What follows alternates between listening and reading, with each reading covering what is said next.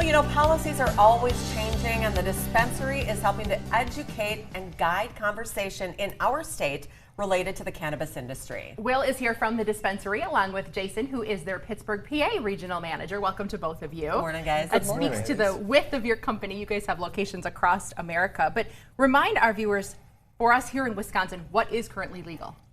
So we get into the premise of hemp-derived products. And hemp-derived products have included forms of THC.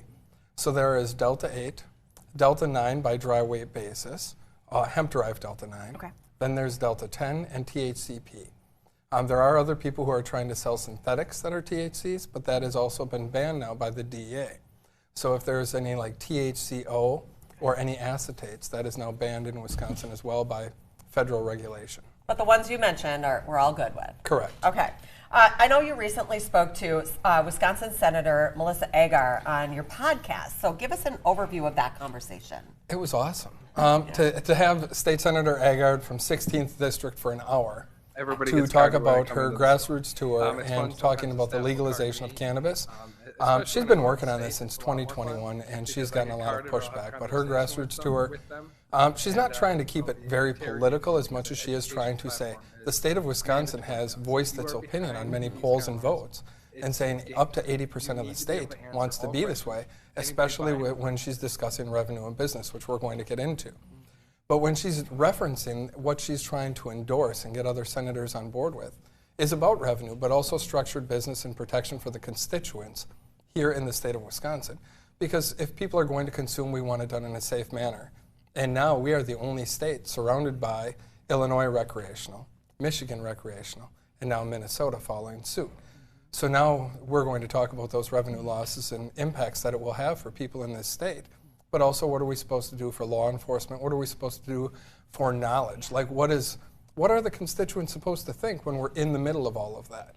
And she's actually trying to work and develop that relationship, not only at a Senate level, but she's actually following endorsements through law enforcement agencies.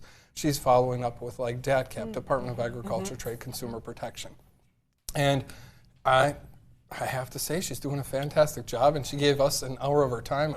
And she is the first senator I could find to come into a dispensary and do a podcast. She actually came up with the idea we shouldn't call it a podcast, we should call it a podcast. Oh, sense of humor, too. I do want to take a listen, though, because she compared the cannabis industry to the beer industry, saying Wisconsin needs to keep it micro or craft, and here are her thoughts on that section.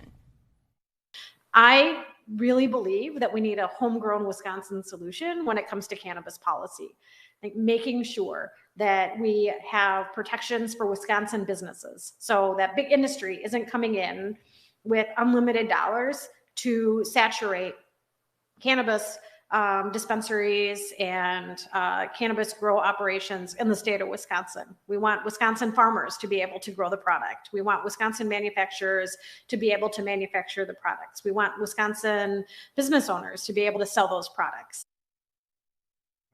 I know, Jason, and you're here as well. We wanted to highlight a new product to your line, and that's cannabinoid. I'm still getting the terms She's down. got it. THCA. What's that? THCA is actually, in its raw form, a non-psychoactive cannabinoid that we find in all cannabis plants. So as soon as you add E to it, it can become psychoactive. So it can help a broad range of people. The non-psychoactive forms can help people with Alzheimer's and multiple sclerosis because it's a great neuroprotectant. And the psychoactive effect can really boost appetite for those suffering from cancer and going through chemo or trying to get their appetite back. This is the team of experts to ask your questions, to learn the terms, learn about the benefits.